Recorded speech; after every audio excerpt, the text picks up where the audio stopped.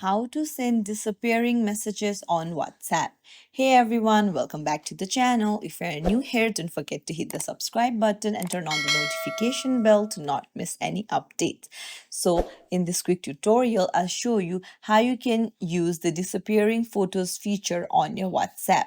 So let's dive right in. First things first, open up your WhatsApp app and then go to the chat where you want to send the disappearing photos or videos.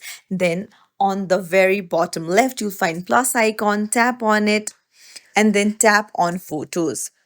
Now choose the photo or video that you want to send, and then you'll see a pencil-like icon on the bottom left.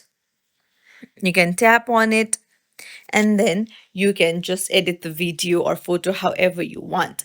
And then on add a caption bar, you will see one option there. So if you tap on it, that means this is view one messages. So view once messages gives you privacy because once you send the photo or video and it disappears from the chat after it's open. So if you hit OK, and then send it, then the photo will be sent in this format and it will disappear as soon as the person views it once.